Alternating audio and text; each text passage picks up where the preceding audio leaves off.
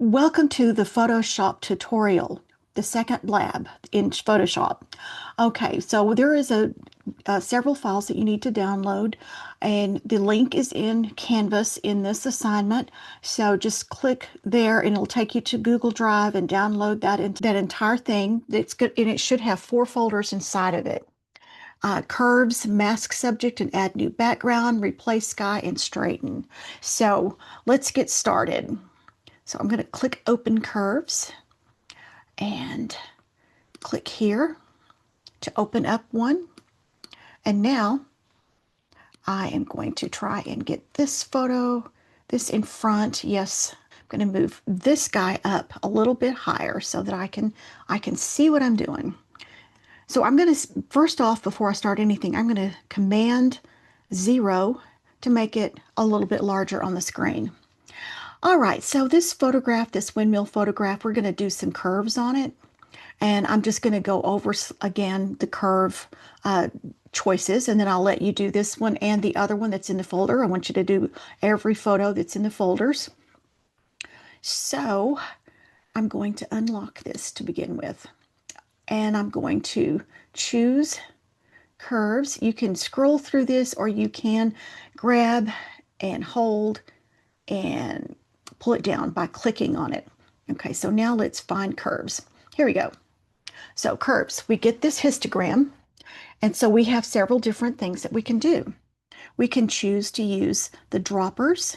So I'm going to just start here. I'm going to choose, over here seems to be the very lightest. I'm going to choose a light color. And then I'm going to go and find the darkest, and it's going to be somewhere down in here. All right. And then I'm going to choose the midtones.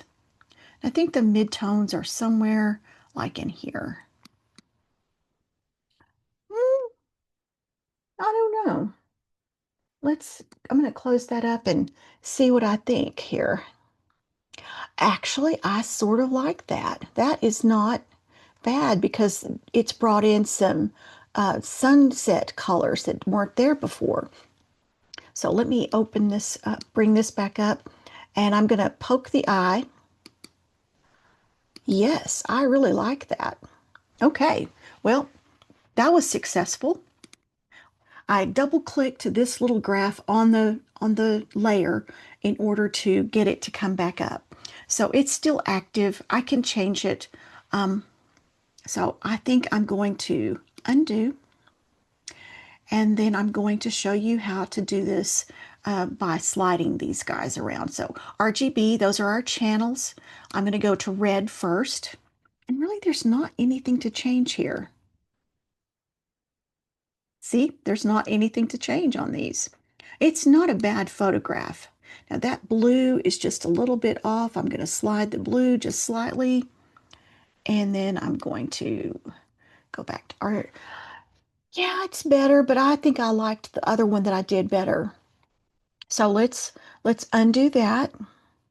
And now let's just do an auto and see what happens. It's not bad. It's not bad. So just use the one that you think that is the best fit for this one. The different channels, the RGB, the red, green, and blue channel separately didn't work very good this time. So I wouldn't even attempt that one, but try the difference between the auto and using these droppers. All right, so let's go to the next photograph. I'm just going to close this. What you need to do, you need to save as and then rename it and put it into a folder that has your name on it with this lab on it, with photo masking lab, and then and put all of your work into that folder, okay? So I am going to just close this and not save it. And now I'm going to go to the next one. And now I can either open or I can do a Command O and get myself a little dialog box here. So I did this one. Let's take a look at this one just to see. And this is the same one that we had yesterday when we were working, but that's okay. We can actually do a curves on that one too because we did a levels on it yesterday. So I'm going to try auto first. Not much difference, but not bad. Let's take a look. Oh, it's quite a lot of difference. That is not bad at all. Okay, then try the droppers and try the separate channels and see which one you like best. All right, I'm going to go ahead and go to the next one because I want you to stop the video and work on this. So you stop and we will get together here in a second. I'm assuming you are finished with that first photograph, the first two photographs, I should say. This is getting into the masking. I always do a level or a curve on this, so I'm going to go ahead and do that really quick. I am not going to do a lot of talking during this one. I'm just going to do an auto, and it did brighten it up quite a lot, but I don't think I like the way that that looks. So I'm going to delete that, and I'm going to try a level.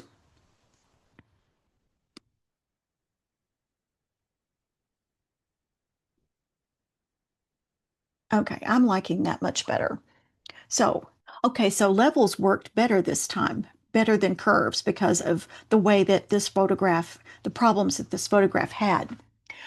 So now we're going to move on to masking. So I'm going to come down here and I'm going to click a layer mask. I've got my layer 0 chosen. I'm choosing to add a mask. And now I've got this, and it kept this selected because it was the last thing I touched. So I'm going to select this one while I'm masking. So I could use all of these different tools, but really these tools would take a lot of time. You know, even this quick selection tool would really take a long time. So instead of doing that, I am going to use my select subject, which is here, and it's also here. And it does a pretty good job. Now, there's some things that are not quite right. Like, for instance, it caught one of the M's. I'm not sure why, but I'm going to choose my poly tool and I'm going to get in really close. Command plus plus. All right, so so I'm going to add this to my mask because right now the fries are chosen. So I am going to add it to my mask. So I've got a plus there. I'm going to click, and now it's part of the mask. Now there's probably some stuff in here that needs to be taken away from the mask. Oh, let's see, that's a pretty good example right there.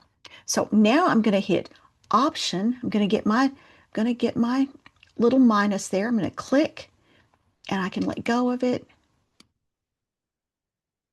And now it is not part of the mask. And you can come here into the centers and do that. I want you to go in and clean it up as best you can. But for the interest of time, I'm not going to do this in that video. You can stop the video to clean up your fries as much as you want. And then I will see you whenever you have finished that part. All right, see you in a sec. Okay, I'm assuming that you have cleaned up.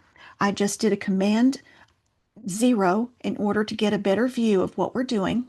So I have my mask. I'm going to select my mask to make sure that it has that double line around it, that little extra frame.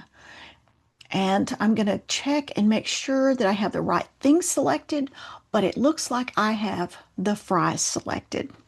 That's fine. There is nothing wrong with that. So I can go up to select inverse, or I can use this lovely key command, and that's what I choose to do. I'm going to say Shift Command I. And now you see I've switched it so that now the marching ants are on the very outside border of the photograph. And then this still looks the same, but what has changed is the fries are no longer selected, just the background is selected.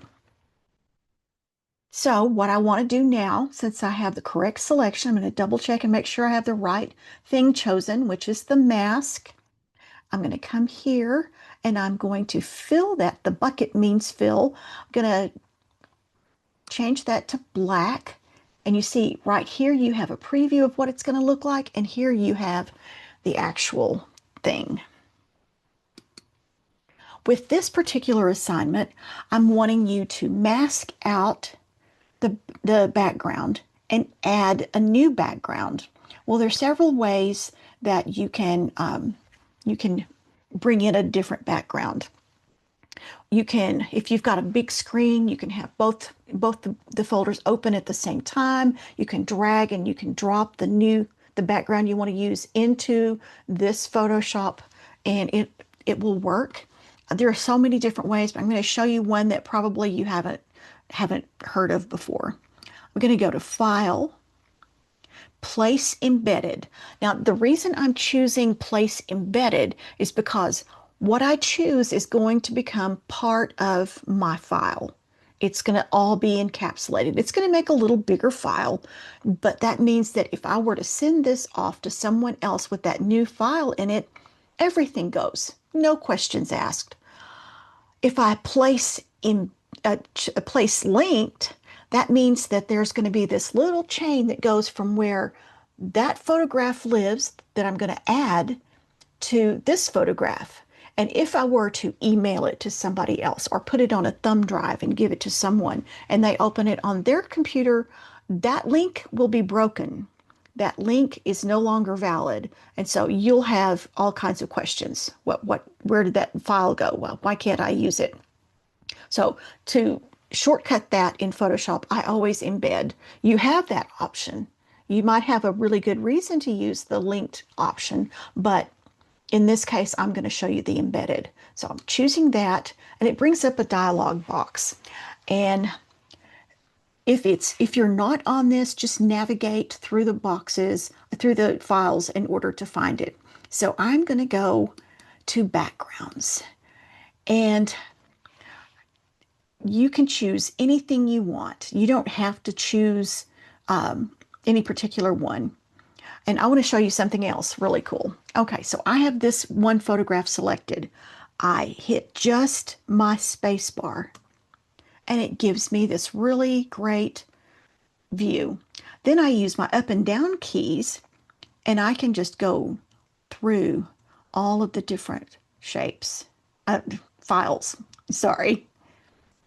My words, sometimes I have trouble with my words. So you can just look at all of these and choose the one you want.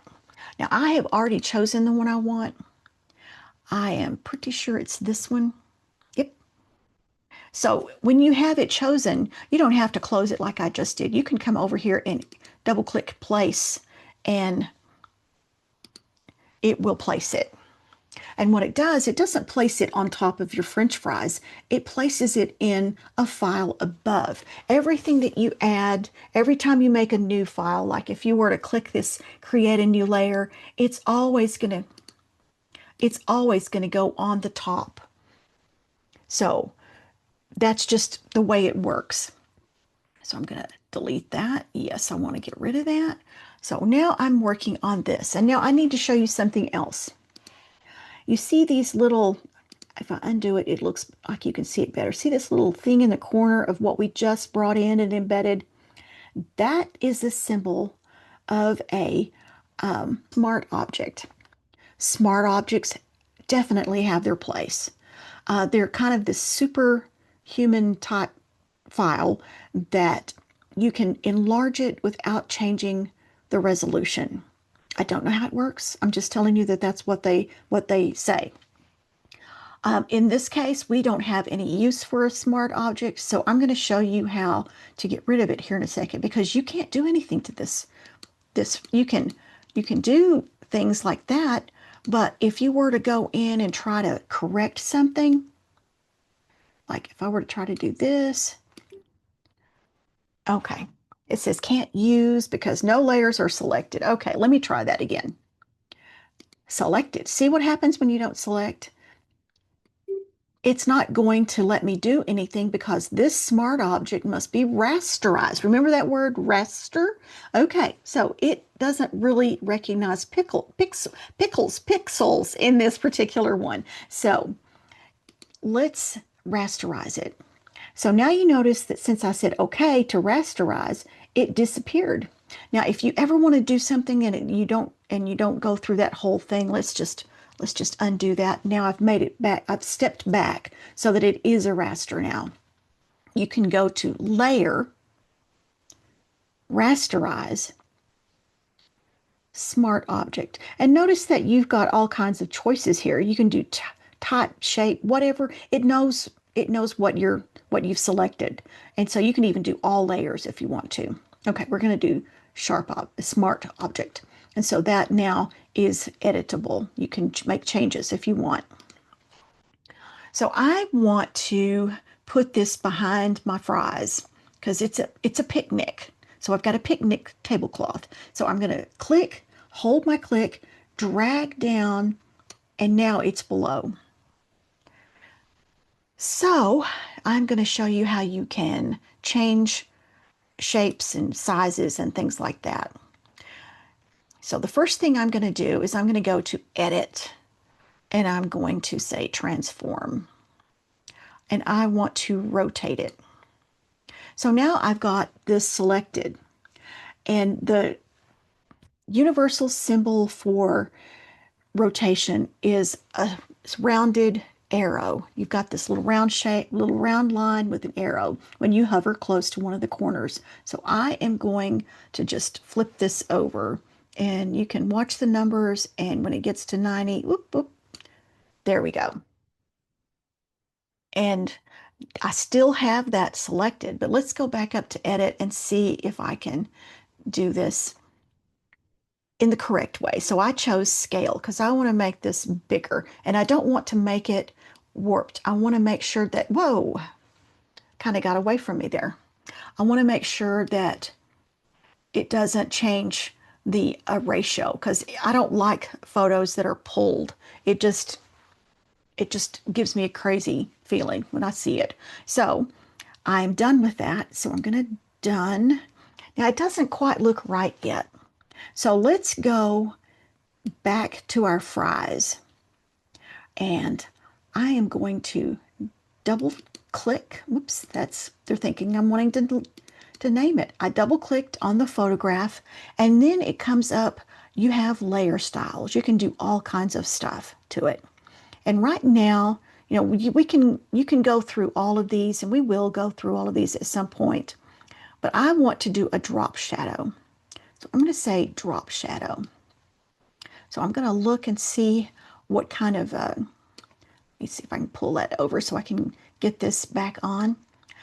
So I don't have drop shadow chosen, so let's choose drop shadow and make it a little darker. It's not really showing up very much.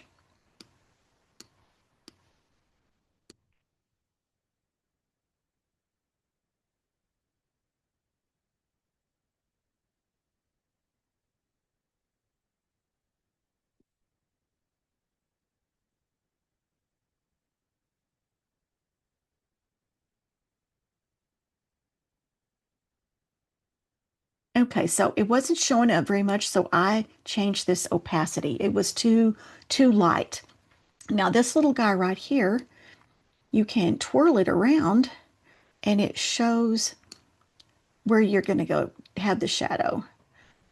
This kind of thing over here is giving you the preview. Okay, I like that. I don't like them quite as dark as that. So the spread makes it a little bit longer. Size will make it really big, but it blurs the edge. So I like that. Okay, we can even change this. We can, you'll understand it more when we're in InDesign. I mean, Illustrator. But I am going to multiply it, which means that it makes it clear. You can see the color. The color is still 100%, but you can see the objects behind it better. So now let's just say, okay, and let's look at this. I am touching the space bar, and I get a hand so I can kind of move this back, and I'm hitting Command 0 in order to get a better look. I think that's pretty good. So there's the assignment. I'm going to get you to go ahead and stop the video and work on this, and you can come back and see what I did and back and forth and use this as a guide. So I'll see you in a minute. Okay, you're back. I have opened up the next subject that we're going to change the background in. I don't know if any of you've ever gone to Meow Wolf in Santa Fe or any of the other cities that it's in, but I highly recommend it. It's crazy. You'll love it. Okay, so I am going to not do this one. I want you to add a mask and I want you to block out the mask, mask all the background, and then choose another background to put in its place. So I'm not going to do this one because it's pretty straightforward. Just outline the wolf. I want you to do just the wolf. I guess you could have what he's standing on, but I definitely want the sky gone. I want this background gone. The parking lot is not interesting. Let's do the parking lot too. So I will see what you do with this one on your own. You can stop the video right now and do this one, and then I will see you whenever we're doing the third one. Okay, welcome back. I wanted to do this one with you because of these little whiskers. I want to show you how to use something in the mask subject. So we'll do that. So the first thing I'm going to do, I am not going to do any kind of correction to this one. You can play with the corrections if you want to. I'm perfectly fine with that, but I just as soon not take up time. I'd rather this be a shorter video. I am going to choose a tool to get my select subject. So I'm going to use my quick select tool, and that brings up my select subject. So I am going to click on it. And you know, you can click down here too. This is a secondary place. So I'm just going to use this one this time. And it does a pretty good job. I'm going to just, I think I'll add this part here to make sure that all the chairs is is spoken for, is made visible. Okay, I'm going to leave it just like that. Now I'm going to mask it, select and mask. So what I wanted to show you, I'm going to get really close, Command plus. See all these little hairs. Part of them are chosen and some of them are not. So I am going to choose my tool right here, and it looks like hair, and it is. So I'm going to just click over this, and I might have to do it a couple of times, especially like right here. I want to clean that up. Now that did a really good job. So start at the edge and just go down and make those more obvious.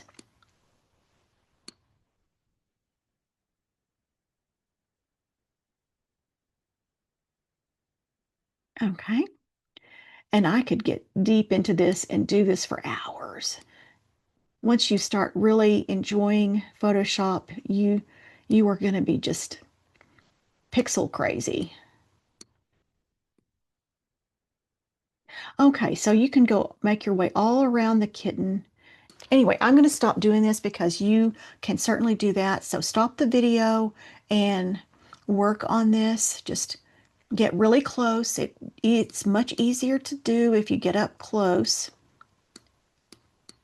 Okay, so stop the video and work on that for a while. Okay, I wanted to show you the next step of this after you've stopped the video for a bit and worked on the hair.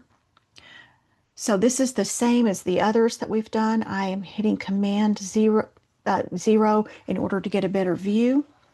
I want to, let's see what do we have here. Okay, it does not have, I thought it might have a reverse. Let's see what this one is. It is. Oh my goodness, I just discovered this tool. They're always adding things. This bar is relatively new and I haven't explored it very much, but look at this. You can click this and it reverses it. And no more key commands, no more going up to select to inverse. You just click this little box that's white on one side and dark on the other and just click it and it goes back and forth. Love it, love it. I'm going to undo that, and I think I'm going to go back to this one because for some reason there's this flaw that I have found that if I have the subject selected but no mask selected and put into my layer, if I invert it, it chooses the wrong thing. So I'm going to see if this, I'll cut it out if this is not true because I don't want to show you something that's not right. So now I'm going to add a layer before I invert it, and it does work. I have no explanation why it does that. It should choose the same way, but it's not. It chooses backwards. So just to let you know. Now you can see that I did not do very much to this. I didn't clean it up very well. I didn't do anything there, but you can see the ones that I did are spectacular. So whenever you add a background to this, it's going to show each and every hair. So I am going to leave you with this. You stop the video, and we'll move on to the next thing that we're going to do. So choose a background for those 3 photographs and clean up the kitty and give them a new background, and then save it in your folder with your name that you have been putting all of your work into for this particular lab. So I'll see you in a sec. Okay, I'm back. So I have another one of the AI tools that is absolutely phenomenal. I nearly fell out of my chair the first time I used it. So I'm going to just show you. Let's see. I want to pick a really good one. Oh, that's a really good one. Okay, so I've got this open. I have a background. I am going to add a mask to it. No, let's not do that. Let's not add a mask. Let's just see what happens when you actually use this lovely tool. It is underneath Edit, Sky Replacement. That sounds massive. So I'm going to click that, and it already had a selection, a pre-selection there. So look at what it's done already. Oh my gosh. Let's get really super close. I'm hitting Command plus. So look at that. You can see in between the little tiny leaves that the sky is actually there. It's not, I mean, I have spent literally hours and I can't get anywhere near this accurate. Oh, gorgeous. Okay, Command 0. You've got a lot of choices. You don't have to just take the selection that it gives you. You have all kinds of choices, and it's so instantaneous. Well, depending on how fast your computer is. And I have a pretty fast computer. So you can just choose anything that it has in here. I believe you can even add your own skies, but I have not. I am perfectly happy with what they've got in here. So if I close up all of those, it's easier to get to the next one. So we can have a rainbow, we can have a sunset, fantastic, beautiful, and so on and so on. So play with these and see which sky you want to use. Here's just sunsets.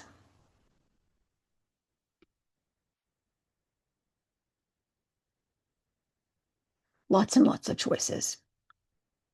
Okay, so let's go ahead, and I'm going to go back to Spectacular because there were some really good ones in here. Okay, I'm going to choose that one because that one has a lot of stuff going on.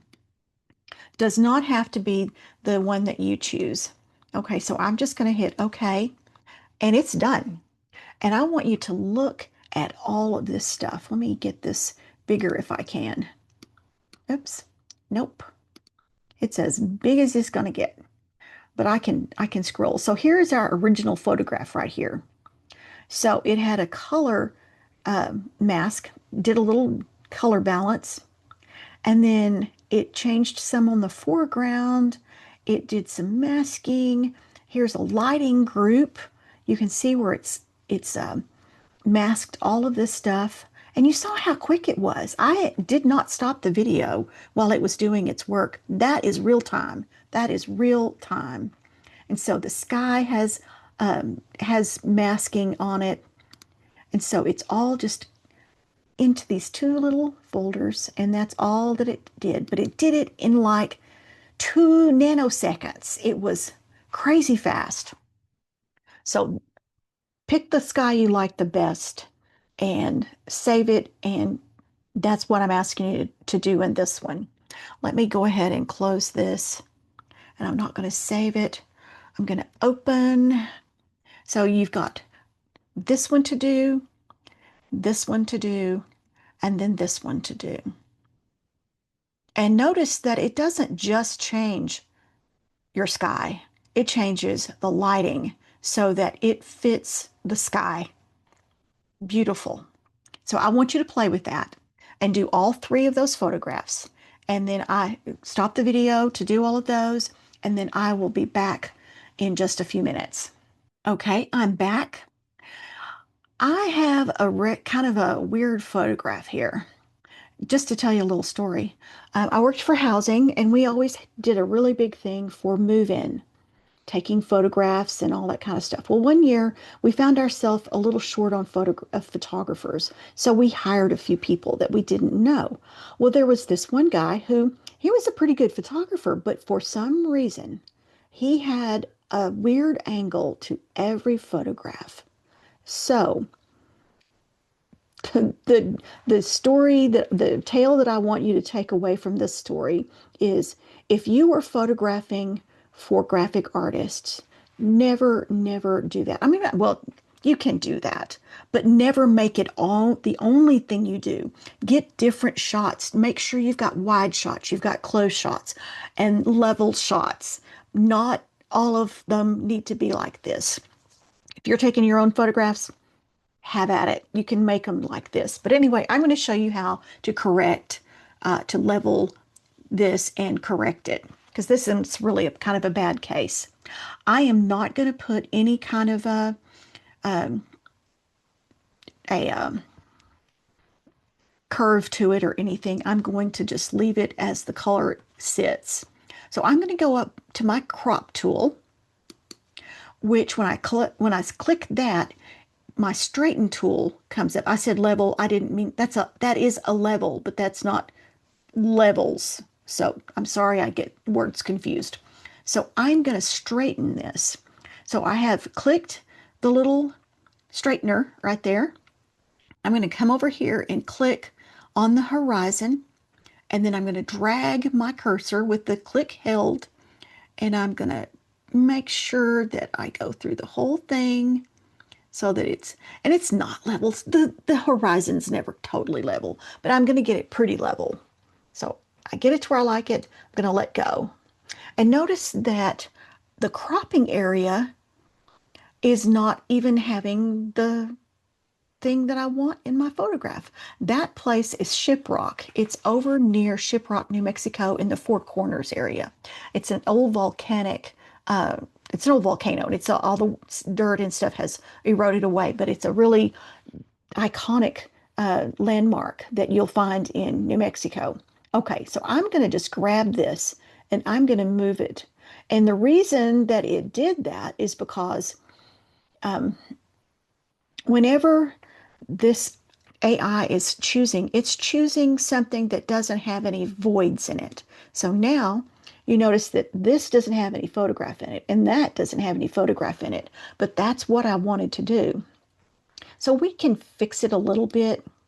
We can make this a lot wider shot, and maybe this one be a little, well, let's just do this like that. Okay, you can make it cropped however you want. We could go like this and not have it so that it's cropped, that there's so much stuff missing.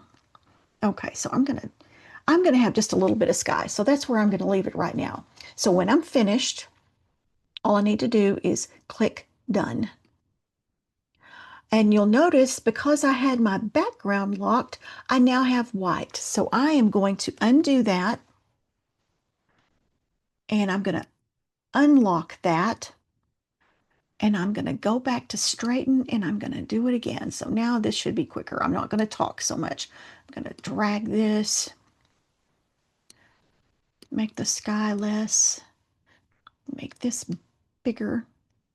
Okay, so now I'm back to where I was, and I'm pretty close to my little golden ratio thing here. I'm going to move these little this is a really it's a ratio, a 9 square ratio, so that you can get a more interesting photograph. Okay, so I have done that. I am going to click done. And now I have the little gray squares that indicate that this is transparent. So there is nothing here. I didn't want to have the white in there to deal with. All right, so what am I going to do about these? I could use my cloning tool. I could get in there and it would work really well with this sky because it's just basically the same all the way across. So I could click and I could fill up the sky. Okay. Yeah, I can still see a line. I don't think I like that. I'm going to try another AI thing. I am going to choose this area.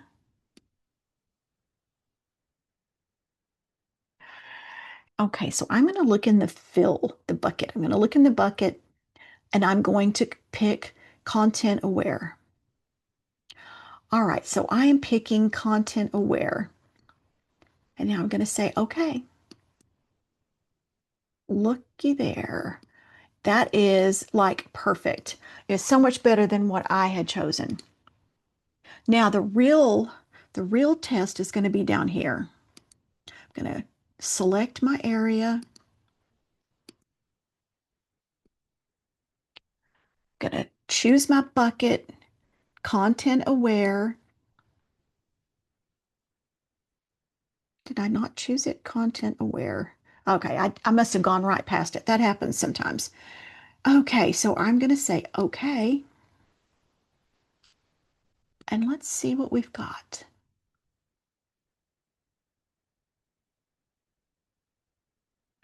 I know where the line is and I can see some blurs that weren't there before, but it is pretty darn good. You can actually go in there with some of the with a stamp tool and start, I wouldn't get it too close to the edge, but you can do a little bit of things here and there, and you can fix it if you want to, but quite honestly, it's perfectly fine. So now we have a beautiful view of Shiprock in all of its glory, and you don't have to have a crick in your neck to look at it. Okay, and that is all of the tasks. So what you're going to need to turn in, I want you to save these as PNGs or JPEGs. Um, all right, so that is the entire lab. So what you're going to have at the end is 9 photographs in your folder. I want you to compress that, and remember what you do is if you have a right click on your mouse, you can right click it and choose compress, and it'll make you a new zipped folder, and that folder is what you're going to upload to Canvas. If you don't have a right click, then I believe it's option, hold down option and click, and you should get that same menu. Okay, so until next time.